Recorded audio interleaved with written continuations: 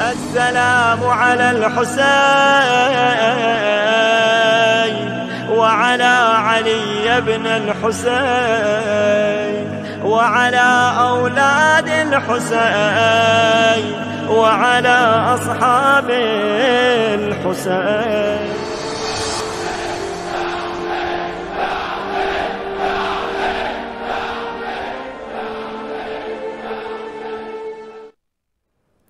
صلی اللہ علیہ یا ابا عبداللہ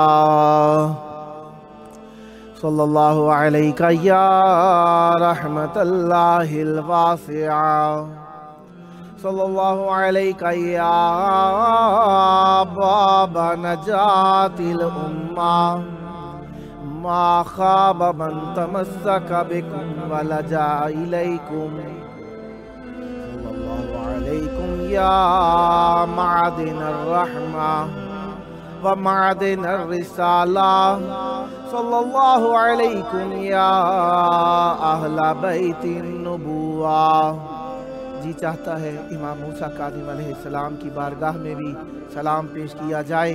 رنج کے ایام امام موسیٰ کاظم علیہ السلام کی شہادت کے دن قریب اور امام موسیٰ کاظم علیہ السلام کی توسل یقیناً قیدیوں کے لیے بہت زیادہ ضروری ہے، جو کہ نفس کے قیدی ہیں، جو حوائج دنیاوی کے قیدی ہیں.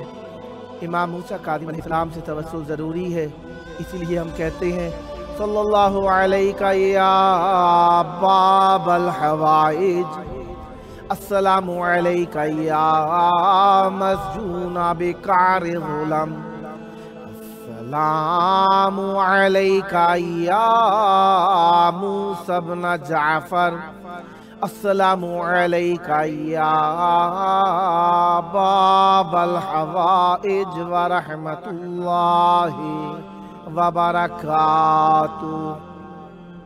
امام موسیٰ کاظم علیہ السلام ہمارے وہ امام ہیں جنہیں باب الحوائج کا لقب ملا ہے. ویسے تو ہمارے سب ائمہ ہی باب الحوائج ہیں، حاجات ان کے در سے پوری ہوتی ہیں، ظاہری زندگی میں بھی اور بعد شہادت بھی ان کی عطاؤں کا دامن وسیع ہے. کوئی بھی ان کے در سے آیا خالی نہ گیا.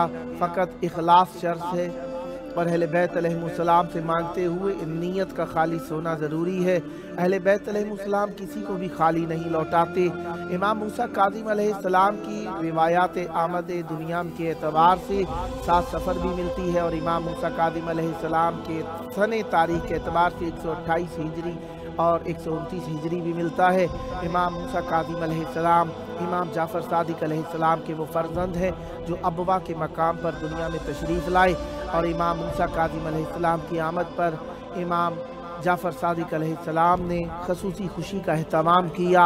اور امام موسیٰ کاظم علیہ السلام کا نام جب بھی زبان پر آتا ہے تو مومنین کو امام موسیٰ کاظم علیہ السلام کی تمام عالم میں مختلف مقامات پر بیٹوں کے روزوں کے اعتبار سے بھی جانا جاتا ہے کہ سب سے زیادہ مزارات جس امام کی اولاد کے مختلف مقاموں پر ملتے ہیں وہ امام موسیٰ کاظم علیہ السلام ہیں.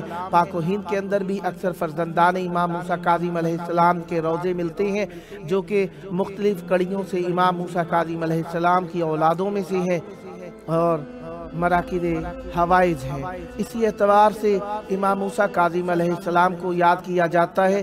اولادیں اتنی زیادہ تھیں کہ تمام عالم میں قبور اولاد بکھری ہوئی ہیں، لیکن غریب اتنے تھے کہ جنازے کے اوپر ایک بیٹا بھی نہ آ سکا.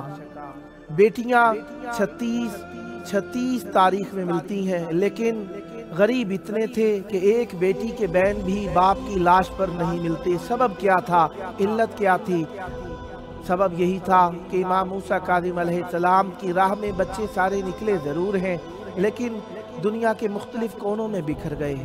میرے مولا امام موسیٰ کاظم علیہ السلام کی اولادیں वतन से निकली, कुछ को निकाला गया, कुछ को कैदी करके लाया गया, लेकिन किसी को भी बाप तक ना पहुंचने दिया गया।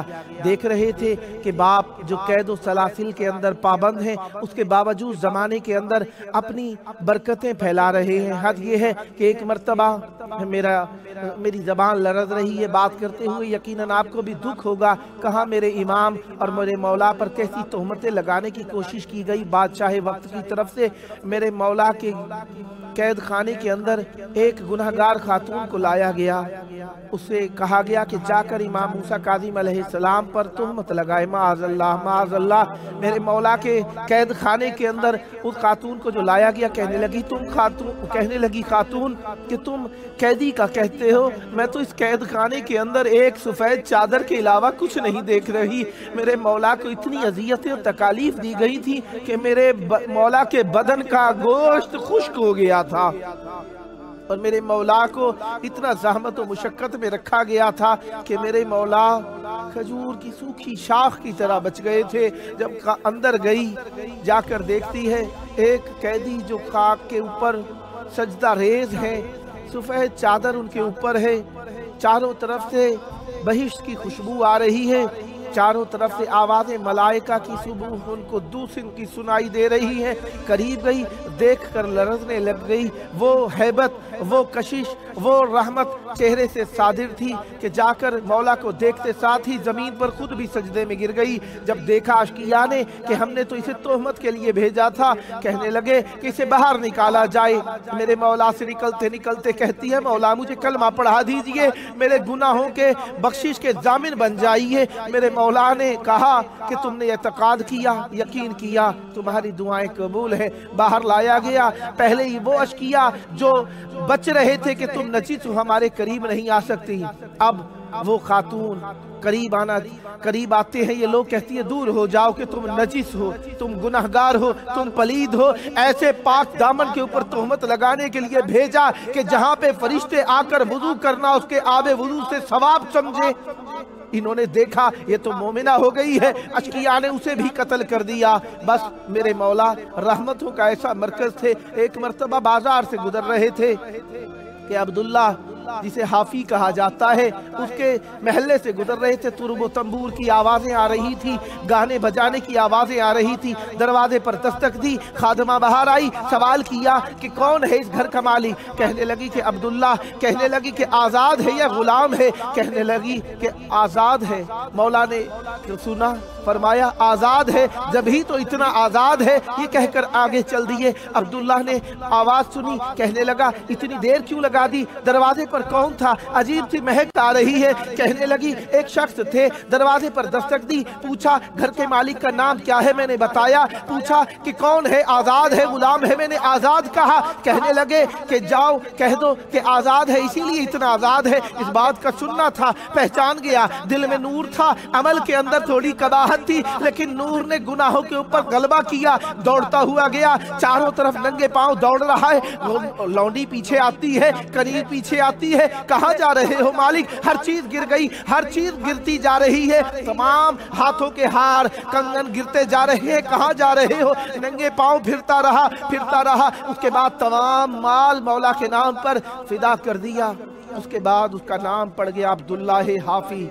जब कभी भी चलता था कहता था यहाँ पर मेरे मौला के कदमों के पांव पड़े हैं, इसी वजह से मैं यहाँ पर जूतियों के साथ नहीं चल सकता। एक और शख्स भी था, मेरे मौला को देखता था, आकर नमाज पढ़ा करता था, लेकिन मौला के साथ जमात में नमाज नहीं पढ़ा करता था, देखता रहता था मौला को आकर। लोगों ने कहा मौला हमने सुना आपके जद के ऊपर भी दुश्मन ने हमला किया था, कि कहिए कि हम इसे यहाँ से उठा दें। उस शख्स ने सुना, कहने लगा खबरदार मेरे करीब कोई आया, मैं यहाँ पर आता हूँ, तुम्हारे पीछे नमाज पढ़ने नहीं आता। मेरे मौला सुन रहे थे, कहता है मैं नमाज पढ़ने नहीं आता, मगर जब तुम्हारे चेहरे को देखता हूँ मेरे दिल के अंदर एक खुशी सी महसूस होती है, मेरा दिल सुकून पा जाता है, इसलिए मैं तुम्हारे पीछे आता हूँ, नमाज पढ़ने नहीं आता। इस बात का सुनना था। मेरे मौला ने कहा, कहने लगे कि इसे कुछ ना कहा जाए, ये जिस तरीके से बैठता है बैठने दिया जाए। कुछ दिनों बाद खबर आई वो शख्स मर गया है। सुना क्या कहता है, वसीयत में कहा इमाम मूसा काज़िम अलैहिस्सलाम से फरमाइएगा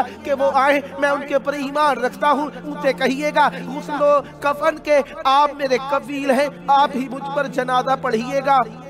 یہ امام موسیٰ کاظم علیہ السلام ہے جو رحمتوں کا مرکز ہے۔ اسی وجہ سے نام کاظم، نام تو موسیٰ ہے لیکن لقب کاظم ہے، اتنا غلبہ پکڑ گیا یہ کاظم ہونے کا لقب میرے مولا کے اوپر کہ لوگوں کو نام معلوم نہیں بھی ہے تو کہتے ہیں کاظم، امام کاظمین۔ اسی وجہ سے شہر کا نام بھی کاظمین پڑ گیا کہ میرے مولا کا لقب کاظم ہے، غصے کو پی جانے والے، کبھی کسی پر غضبناک نہیں ہوا کرتے تھے۔ یہ میرے مولا ہے کہ بچوں کے اوپر حملہ کیا گیا، گھر کے اوپر حملہ کیا گیا، میرے مولا کے گھر کے اوپر حملہ کیا گیا، ایسا حملہ کیا گیا۔ یہ میرے دوسرے مولا ہے جن کے گھر کے اوپر حملہ کر کے گھر کو آگ لگا دی گئی۔ تاریخ لکھتی ہے میرے مولا کے گھر کے اوپر جب آگ لگائی گئی ہے تو میرے مولا تسبیح کے اندر مشغول تھے، لوگوں نے دیکھا تو کہتے ہیں اللہ کا شکر ہے، اللہ کا شکر ہے، لیکن آنکھوں میں آنسو ہے۔ کہنے لگے جا کر بچائیے، کہتے ہیں کس طریقے سے بچاؤں؟ روتا اس لیے ہوں